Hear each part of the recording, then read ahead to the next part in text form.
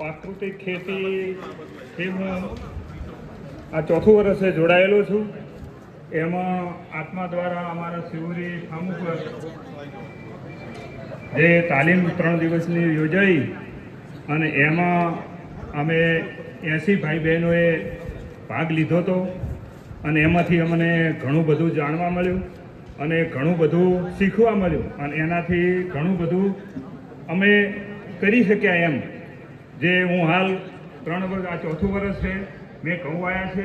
ઘઉંમાં મિશ્ર પાક તરીકે નાઇટ્રોજન ફિક્સિંગ માટે મેં ચણા નાખ્યા છે અને રજકો પણ નાખ્યો છે. અને આ સાલ મારા ઘઉં દર વર્ષે 50 થી 55 થી 60 મણ થાય છે અને આ સાલે થાય. અને આ સાલ મારા ઘઉં ચોથું વર્ષ છે એટલે મેં એ ઘઉં 1200 રૂપિયે મણ વેચી નાખ્યા છે. હજી તો ઘઉં ઊભા છે અને મારા પાસે પૈસા આવી ગયા છે. એટલે પ્રાકૃતિક ખેતીથી કોઈ કહેતું હોય તો નુકસાન નથી, ફાયદો જ ફાયદો છે.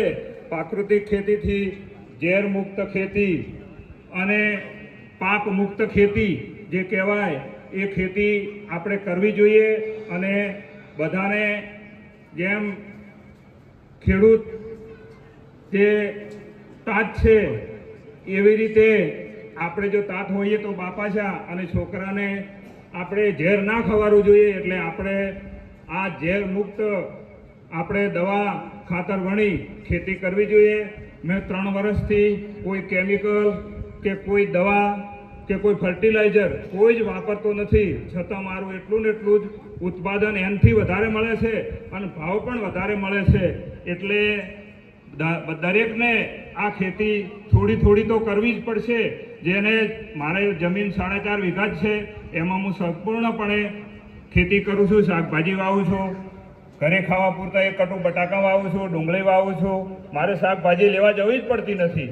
અને હું પહેલી રાસાયણિક ખેતી કરતો હતો અને એમાં આડેધડ દવાઓ નાખતો હતો. જે સરકારે લાલ ત્રિકોણવાળી દવાઓ બંધ કરી છે, જે મોનોકોટો છે, DDVP છે, આ ડાયકલોરોવસ છે, ફોલિડોન પાવડર છે, આ બધા સાયપર છે, આવી કેટલીય દવાઓ જે સરકારે પ્રતિબંધ મૂક્યો છે છતાં લોકોને પાછલી બારીથી મળે છે અને લોકો છોટે છે અને બીજે દિવસે જે માર્કેટમાં શાકભાજી લઈને આવે છે.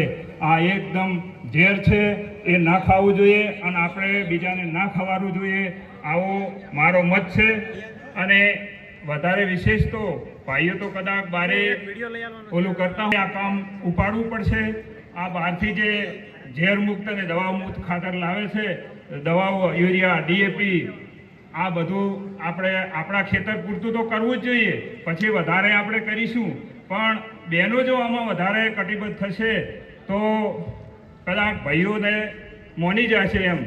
એક દાખલો નાનો કાલી અને મારો કાર્યક્રમ હું મારું બોલવાનું પૂરું કરું કે એક ભાઈને ટ્રાફિક પોલીસમાં નોકરી મળી અને એ ભાઈ ટ્રાફિક પોલીસમાં 4 રસ્તા ઊભા અને ઓમ હાથ પોગળી કરે એટલે હજારો ગાડીઓ ઊભી રહે. મોટી મોટી કિંમતની ગાડીઓ પણ પોતાની ઓગળીથી ઊભી રહે અને પોતાને અહંકાર આવી ગયો કે આ તો મારો જેટલો પાવર છે એમ.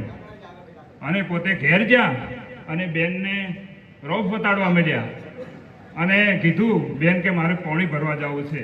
તો પોતે કીધું કે બારે પાણી નળમાં આવ્યું છે, મારે ભરવું છે. તો ભાઈએ કીધું, ઓગળી કરી કે તારે પાણી નથી ભરવાનું. તો આ તો સાહેબ તો ટ્રાફિક ના હતા, ઘરે તો છે સાહેબ હતા. એટલે બેને એમનો હાથ ઊંચો કરી અને મારે પાણી વણું નહીં ચાલે, તમે શું પાણી પીશો એમ કરી અને એમણે એમ કર્યું. એટલે બહેનોથી ગમે તેવા ભાયડા હોય ને તો એ હરખા થઈ જાય. એટલે મારી બહેનોને વિનંતી છે કે આ પ્રાકૃતિક ખેતી તરફ બધા વળે અને ખૂબ જ બધા ફાયદા છે પ્રાકૃતિક ખેતીના.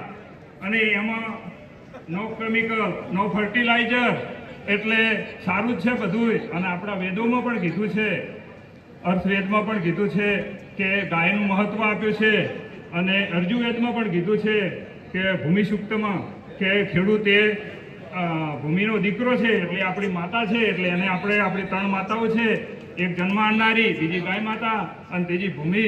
આ 3ને આપણે સાચવવી જોઈએ. જય ગૌ માતા.